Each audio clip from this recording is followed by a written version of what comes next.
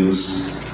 Queridos irmãos e irmãs eleitas do Senhor, cumprimento a todos com a paz do Senhor.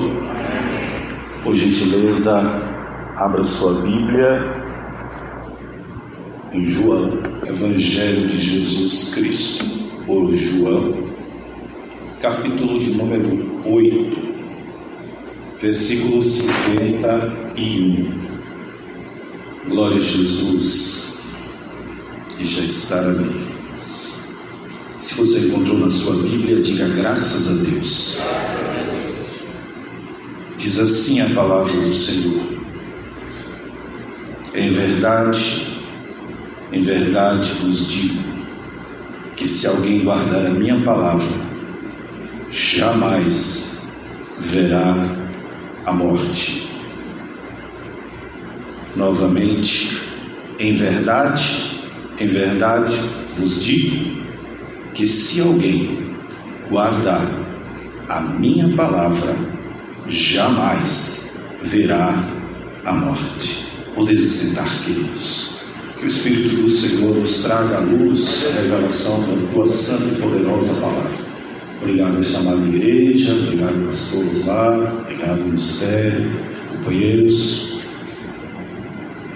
Eu amo toda a palavra de Deus. Os 4 evangelhos são maravilhosos, mas eu sou muito apaixonado pelo 4º evangelho, porque João é o único dos escritores evangelistas que conseguiu mostrar, descrever nas atitudes, nas ações de Jesus Cristo, o Deus, a divindade que Jesus Cristo é. Se você observar os outros, eles se ativeram muito à questão dos milagres e do próprio testemunho do dia a dia do Senhor Jesus. Mas quando você parte para João, ele já começa dizendo assim: no princípio era o Verbo estava com Deus, o Verbo era Deus. Ele estava com Deus. Aí você já começa a perceber que você tem uma nova leitura, uma leitura diferente. Ele já vai apresentando Jesus como o Verbo encarnado de Deus. Ele diz: ele estava com Deus e ele era Deus.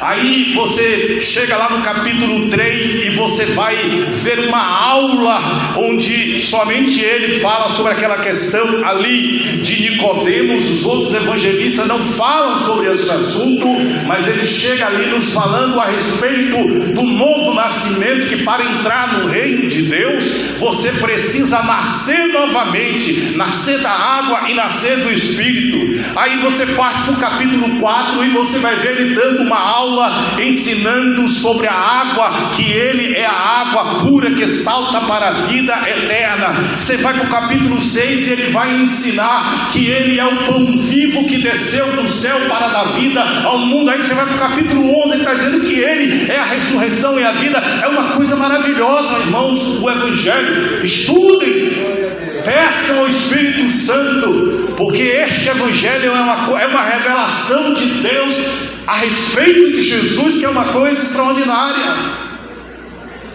E aqui, queridos irmãos, ele diz: ninguém, em verdade vos digo, que todo aquele que guarda, não é ouve, mas guarda, todo aquele que guarda a minha palavra, todo aquele que guardar a minha palavra, ele está dizendo: essa pessoa não vai morrer, essa pessoa não verá a morte.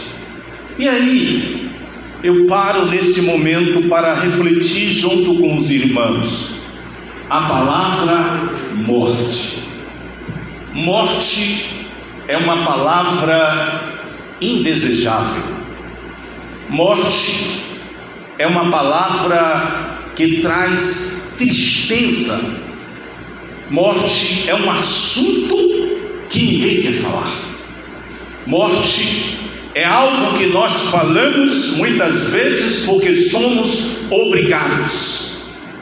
E quando você vai para a Bíblia, você vai ver lá o Senhor ensinando, já no capítulo 2 de Gênesis, ao homem após a sua formação. Você vai ver Deus ensinando o homem sobre isso. A partir do versículo 15, Gênesis 2:15, a Bíblia diz que o Senhor coloca o homem no jardim para lavrá-lo e para cuidar dele. E aí o Senhor diz, lá no versículo 16, o Senhor diz assim para ele: olha, agora eu vou deixar aqui uma ordem para vocês. De toda a árvore que está, todo vegetal que está no jardim, comerás livremente.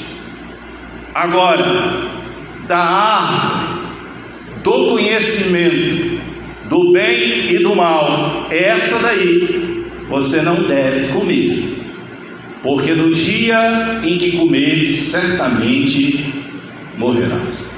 Primeira vez que ouvimos o Senhor falando sobre morte. O primeiro diálogo onde Deus fala a instrução que Deus dá para ele é que tomasse cuidado com a morte. Irmãos, e aí a gente para pensar que parece que o homem, o ser humano, claro, naquela época, poderia ser qualquer um de nós, poderia ser o Adão e a Eva, não tinha na sua mente, na sua percepção, não imaginava o que significava morrer. Eles não tinham nenhum sonho do que era isso, até porque eles não tinham conhecimento do bem e do mal. Eles tinham conhecimento do bem, mas não tinham conhecimento do mal. E quando eles ouvem de Deus, parece que, eu entendo, sei lá, a Bíblia não dá detalhes sobre isso, mas aparentemente parece que Deus não explicou muito para eles sobre essa questão de morte. Só disse: não façam, porque ele diz assim, certamente, o texto diz assim lá no versículo 17, ele diz: certamente morrerás, né? No versículo 17, certamente morrerás. Ou seja, ele está dizendo assim: no dia em que vocês fizerem isso, no dia em que vocês desobedecerem o que eu estou falando, o que eu estou mandando, o que eu estou orientando, a morte será certa. E aí, não deu outro. Satanás, então, querendo atingir a Deus, ele atinge ao homem. Por quê? Porque Satanás, sendo criatura de Deus, sabe que o seu poder é infinitamente menor do que o do Criador. Ele sabe disso. Ele sabe que ele não pode tocar em Deus. Se ele tivesse algum poder, que permaneceria no céu. Quando o Senhor o expulsa de lá, ele vai para sua casca de demônios, ele desce para essa atmosfera. Se ele tivesse poder suficiente, ele resistiria à voz de Deus e diga: não, eu não desço, eu vou ficar aqui no céu. Mas ele sabe que ele é infinitamente menor. Então, o que ele faz?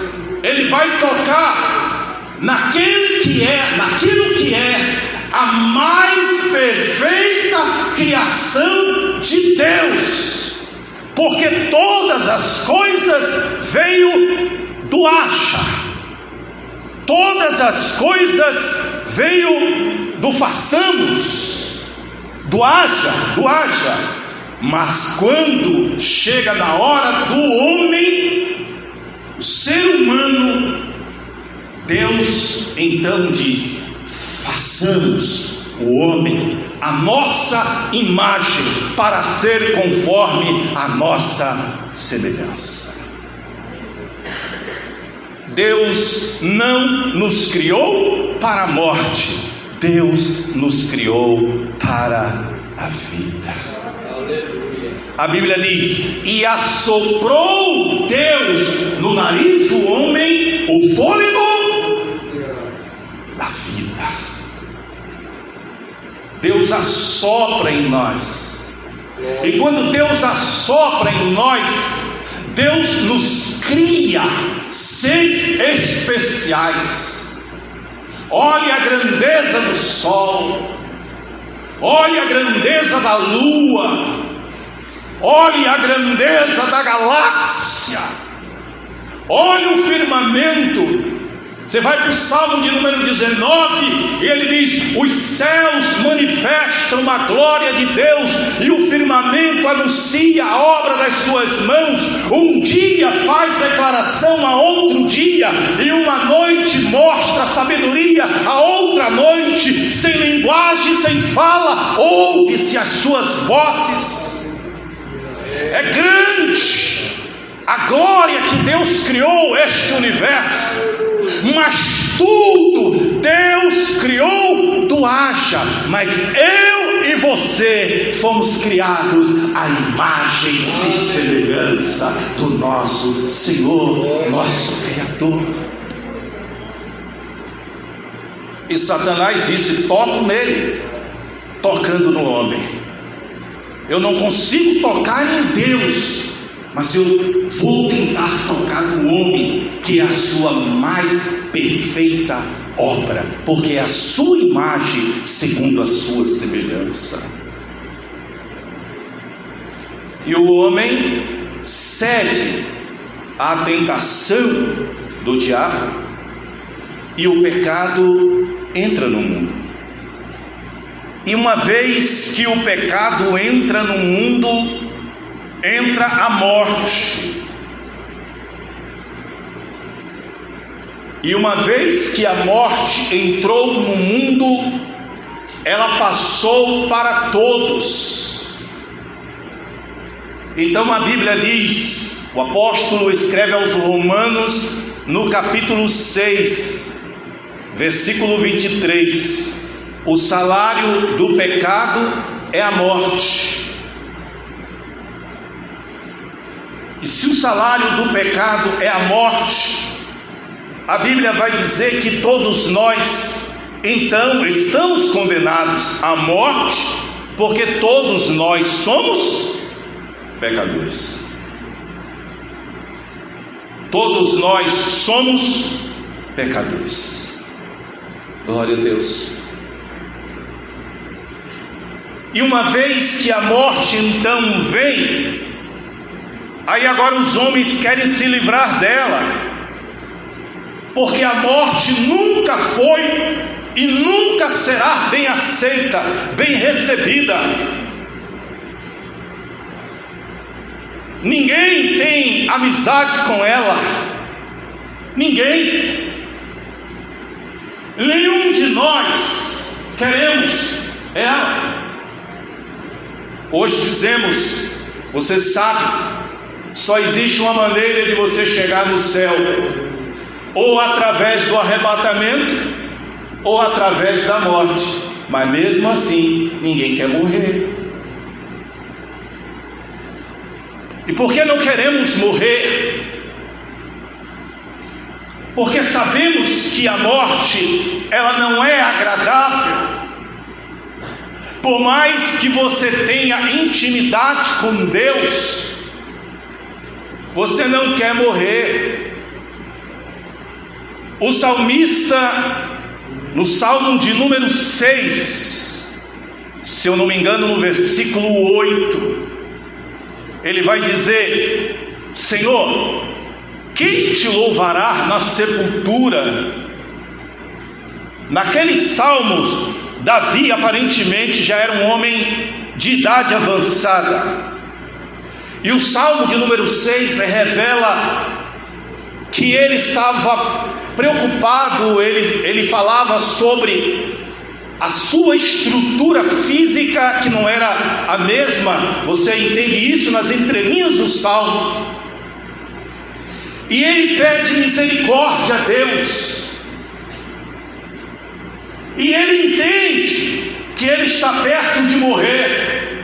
Estamos falando do salmista Davi, o homem que era segundo o coração de Deus, que escreveu mais de 70 salmos, que nós nos regozijamos, que faz parte do cânon sagrado. Mas ele também temeu a morte, como qualquer um de nós.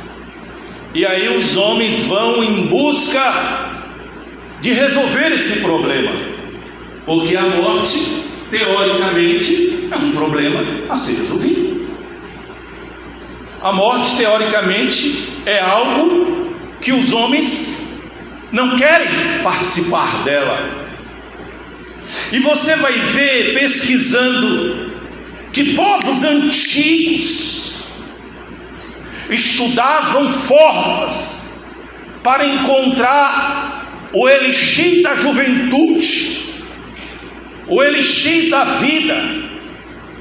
Você vai para o cinema e você vai ver que muitos filmes, muitos enredos de filmes são feitos com esse propósito, o elixir da vida, a fonte da vida eterna. Todo mundo procurando beber algum tipo de água ou algum tipo de elixir para ele poder viver. Os faraós, vocês sabem que o Egito foi quem desenvolveu a técnica do embalsamento. Há milênios eles desenvolveram essa técnica, porque os faraós eram enterrados em tumbas gigantescas, muito maior do que esse templo, e eles eram mumificados, porque na cabeça, no pensamento dos faraós, um dia acontecerá que eles voltariam à vida, e quando eles voltassem à vida, o seu corpo precisava estar lá. É por isso que você até hoje encontra múmias egípcias. Esta era a ideia, este era o pensamento. E essa busca incessante não parou. As estatísticas, as pesquisas dizem que mais ou menos cerca de 500 pessoas neste momento estão congeladas a uma temperatura de menos 190 graus centígrados dentro daqueles tubos grandes de hidrogênio, na esperança de que algum dia a ciência encontrará uma solução. E essas pessoas normalmente são pessoas muito ricas, porque não custa barato. É muito caro manter um corpo dentro de um tubão daquele de hidrogênio. Mas existe, inclusive, há uma conversa de que o Walt Disney está lá congelado, esperando este dia da ciência. Mas a igreja do Deus vivo, a igreja eleita que vai morar no céu, ela sabe, não precisa sermos congelados, não precisa sermos mumificados, porque o Senhor nos garantiu a vida eterna. Aleluia. Glória a Deus. Por que você está aqui nesta noite? Oi?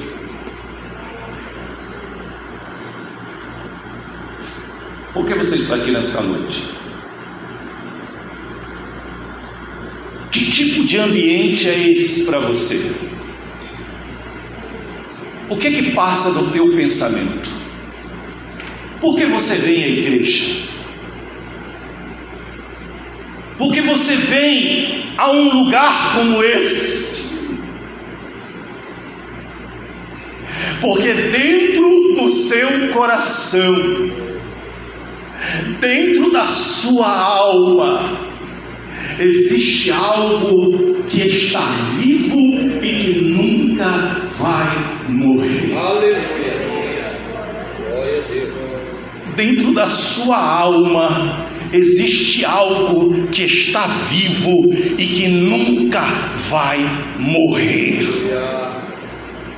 É a esperança de encontrar com o Senhor nos ares e assim estarmos para sempre com Ele. Você tem essa esperança? Glorifique o Senhor nesta noite.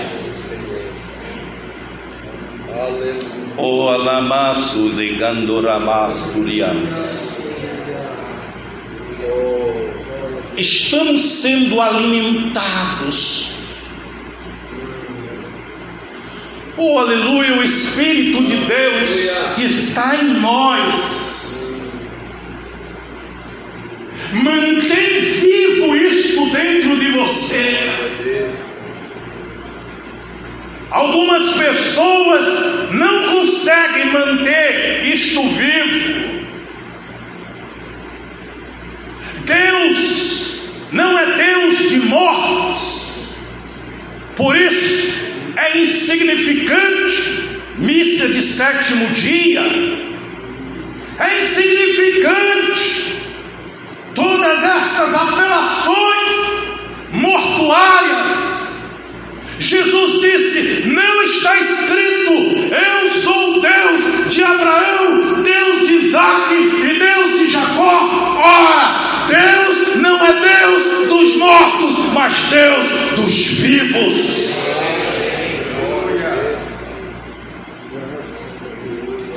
E aquele que está em Deus está vivo junto com Ele.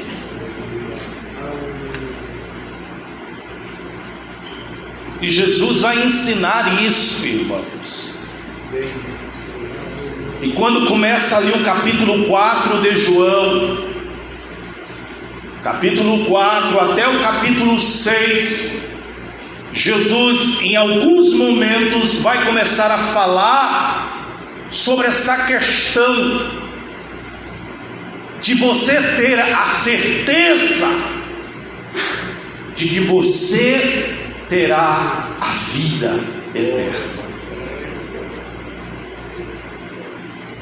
Ele disse para aquela mulher samaritana lá no capítulo 4, quando ela disse para Jesus: por que você está me pedindo água?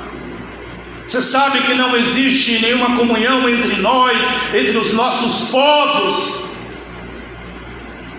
Jesus disse: mulher, aquele que beber desta água, que voltar a beber desta água, tornará a ter sede. Vai voltar aqui no poço várias vezes e vai ter sede.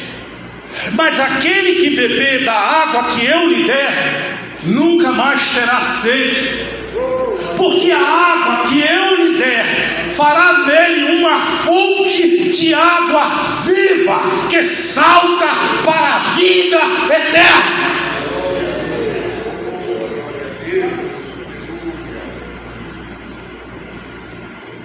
Oh, glória ao nome do Senhor Jesus.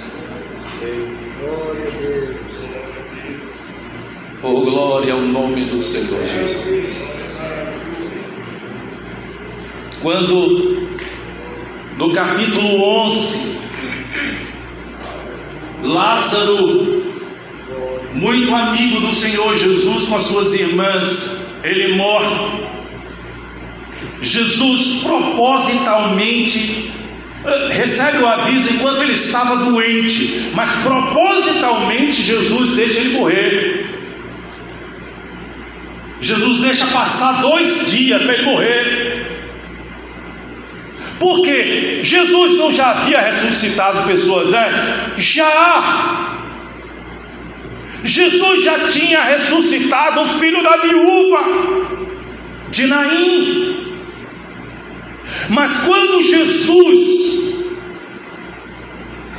vê aquela situação, eu acredito que Jesus disse: ponto, agora eu vou mostrar para eles o que é verdadeiramente o meu poder sobre a morte. Eles ainda não sabem, eles ainda não têm noção disso. E aí, depois de 2 dias, Lázaro morre. Aí Jesus disse para os seus discípulos: vamos para Betânia, vamos ver o nosso amigo Lázaro. Os discípulos: Senhor, os judeus há pouco queriam te matar e o Senhor quer voltar para lá. Ele disse: vamos, porque o nosso amigo Lázaro dorme. Senhor, mas se ele dorme, então está tranquilo. Não, ele está morto. Então vamos. E Jesus chega lá. E a Bíblia vai dizer que quando Marta, ao ouvir falar da chegada de Jesus, ela corre ao seu encontro. E ela diz para ele: Senhor, se tu estivesse aqui, o meu irmão não teria morrido. Aí Jesus disse para ela assim: o teu irmão vai ressuscitar. Aí ela diz assim: eu sei que ele vai ressuscitar na ressurreição do último dia. Por quê? Porque todo judeu conhecia o livro de Daniel. E lá no capítulo 12 está escrito, o Senhor fala para Daniel que naquele dia muitos ressurgirão, uns para a vida eterna e outros para vergonha e desprezo eterno. Então todo judeu sabe que há ressurreição e que há uma promessa de Deus que todos os homens se levantarão da morte no último dia. E ela faz essa prática desse conhecimento diante de Jesus. Ela diz: Senhor, eu sei que ele vai ressuscitar na ressurreição dos mortos. Só que aí Jesus diz para ela: Marta, eu sou a ressurreição e a vida. Quem crê em mim, ainda que esteja morto, viverá.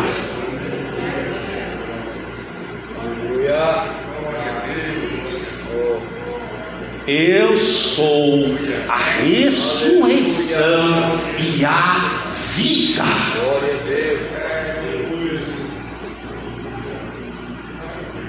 Mesmo depois de morto, quem crê em mim, ainda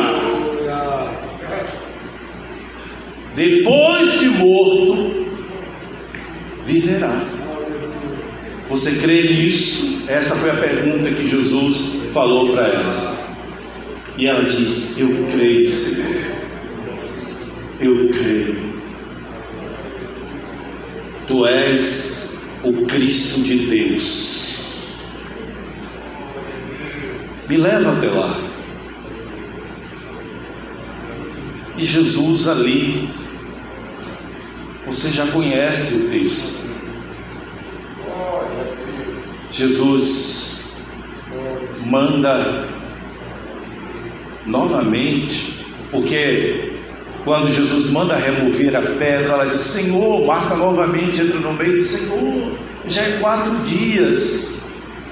É como se dissesse assim: olha, Senhor, porque até ele morrer, eu sei que o Senhor tinha poder, e até morrer ali por alguns tempos, por algumas horas, mas são 4 dias, o corpo está podre, está fedendo. Vocês sabem uma pessoa, um cadáver depois de 4 dias. Não precisa nem falar aqui o que acontece com o cadáver em 4 dias, né? Vocês sabem disso.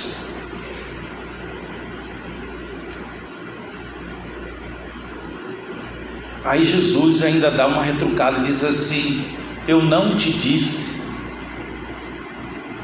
que se creres, verás a glória de Deus. E aí Jesus chama Lázaro para fora, e Lázaro sai. O que o Espírito está nos dizendo nesta noite? Para alegrar o teu coração, para alegrar a tua alma. Não se preocupe com nada. Entregue na mão de Deus a tua vida. Ele tem o poder de todas as coisas. Nada pode impedir o trabalhar de Deus. Nada pode impedir o trabalhar de Deus. No capítulo 6, versículo 39 e 40 de João, Jesus diz assim: o meu Pai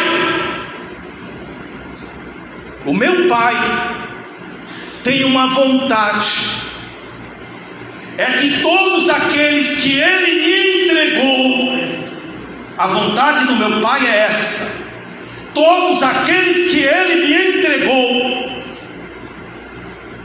eu tenho que ressuscitar no último dia. Jesus fala isso. E Ele diz assim: e Ele não quer que eu não perca ninguém. Jesus recebeu isso do Pai. Ele disse: o meu Pai disse que eu não deixo perder ninguém. Você vai estar lá em nome do Senhor Jesus. Você vai estar lá. Você vai estar lá. Não se preocupe.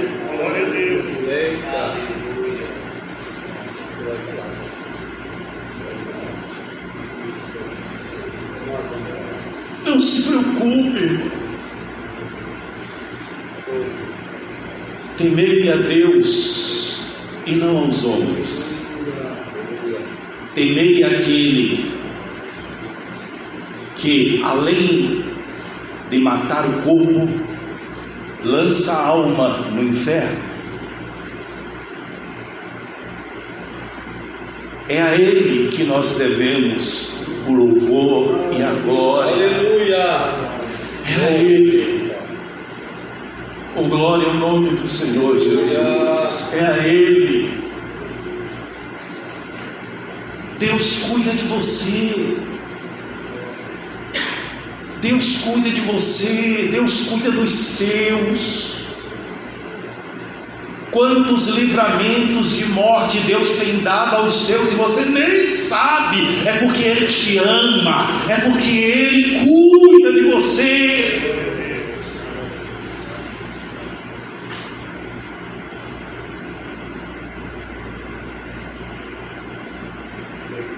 E se você, por acaso, chegar o dia, todos nós chegaremos, o que poderá evitar é a volta de Jesus. Fora isso, todos nós nos encontraremos com ela.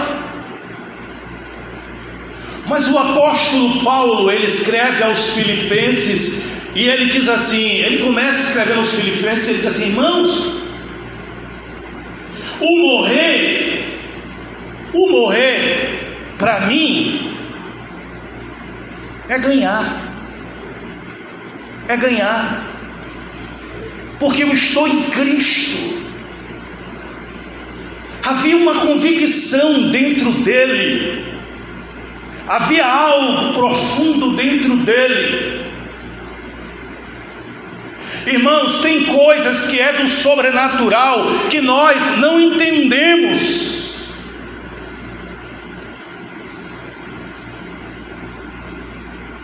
quando eu estava naquela visão de Deus, eu não lembrava da minha família, e o anjo disse para mim: você tem que voltar. Eu disse: Senhor, deixa eu ficar. Eu comecei a chorar. Eu disse: Senhor, deixa eu ficar. Eu nem me lembrei que minha filha era um bebê. A minha filha mais nova, mais velha, era um bebê. Eu não lembrava da minha esposa, não lembrava da minha filha, não lembrava de ninguém. Eu disse: Senhor, deixa eu ficar. Ele disse: não, ainda não é chegada a sua hora. Volte e pregue a minha palavra, como eu tenho te entregado. Aleluia. Quando eu comecei a pregar o Evangelho, não tinha nem 18 anos ainda. E naquela época eu não parava. Minha agenda era fechada. Por quê? Porque eu entrava no mesmo movimento dos outros.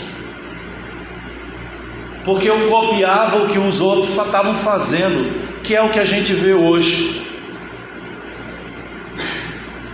Até o dia que literalmente, é porque a história é longa, não vou contar aqui, não dá. Até o dia que literalmente eu recebi uma surra de Deus. E naquele dia que eu recebi a surra do Senhor, eu disse: nunca mais eu quero isso, nunca mais eu vou pregar desta maneira. Porque eu ficava tentando agradar as pessoas, e eu sabia, como todo pregador profissional sabe, usar as palavras mágicas para fazer a tampa da panela estourar. O povo...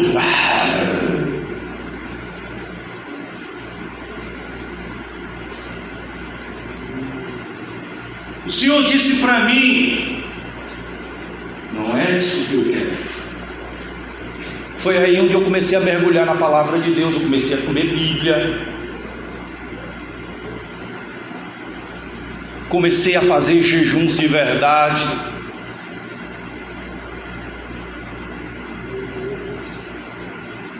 E eu não me preocupo mais. Eu não me preocupo.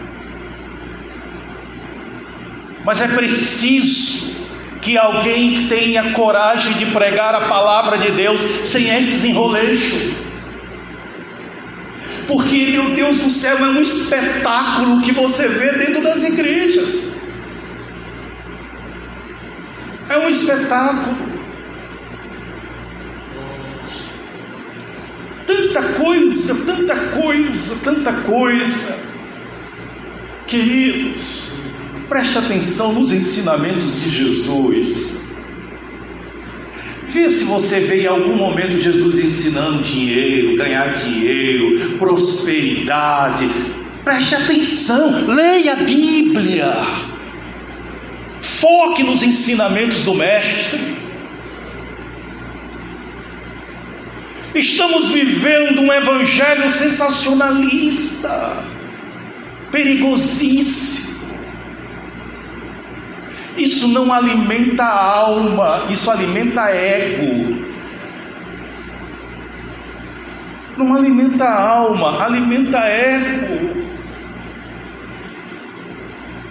Precisamos clamar a Deus, clamar ao seu Santo Espírito e dizer: Senhor, nestes últimos dias queremos ouvir a tua voz. Fala, Senhor, que o teu servo ouve.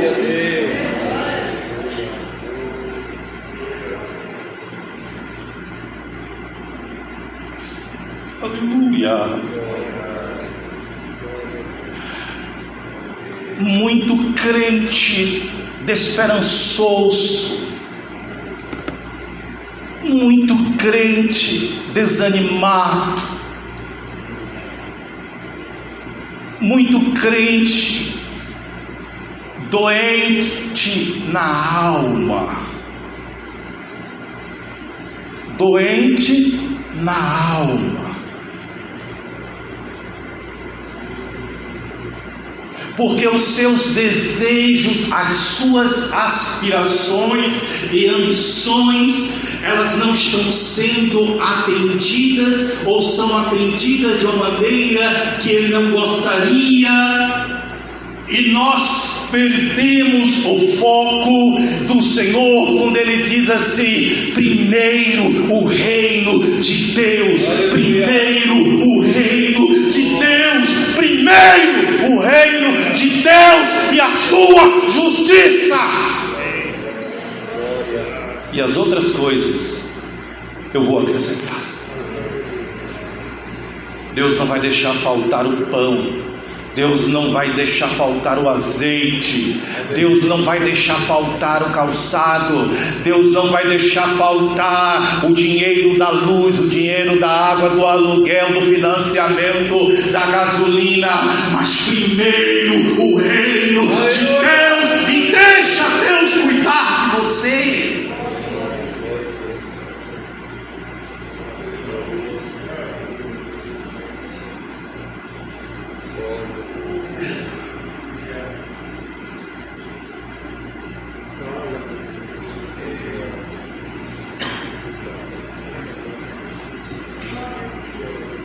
Aqui, ó, preparei um esboço, nem abri, porque minha família sabe disso. Eles estão ali. Se eu estiver mentindo, qualquer um deles pode levantar, porque eu aprendi. Eu falei: Senhor, está aqui as anotações, tudo direitinho, mas eu falei: Senhor, se não é o teu Espírito, para mim não dá, para mim não dá.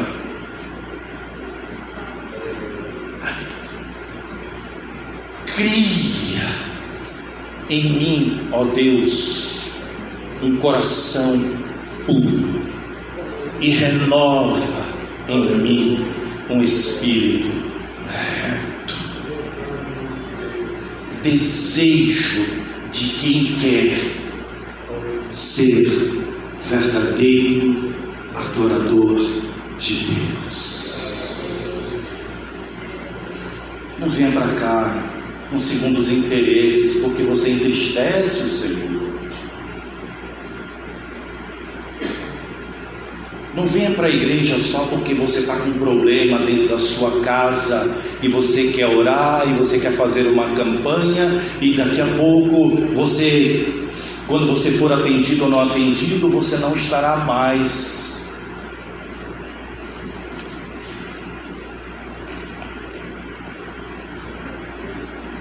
Aleluia. O Senhor Jesus disse: o meu Pai,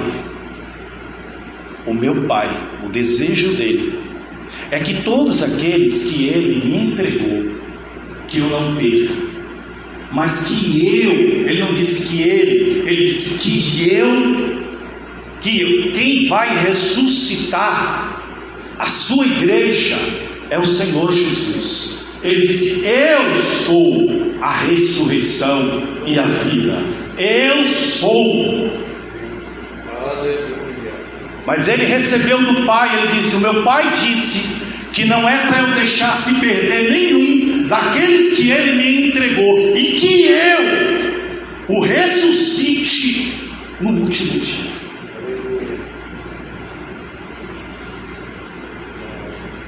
Você vai estar lá em nome do Senhor Jesus. Eu vou estar lá em nome do Senhor Jesus, aleluia. Isso não vai morrer, aleluia. Pode ser que esse corpo realmente encontre com a morte física, e que ele se decomponha, se deteriore, e que ele vire barro, como está escrito: és pó e ao pó voltará. Pode ser que a gente deixe de existir, mas naquele grande dia, aonde estiver uma molécula, aonde estiver uma parte do teu corpo virado em terra, na hora que a trombeta soar, aleluia, Ele vai chamar-te pelo seu novo nome, e cada parte do teu corpo, mesmo que foi levado pela enxurrada, mesmo que foi comido pelos tubarões, aonde estiver, cada molécula do teu corpo, cada parte do teu corpo, ela voltará glorificado para a glória do nome do Senhor Jesus Cristo, porque o Senhor é a ressurreição e a vida.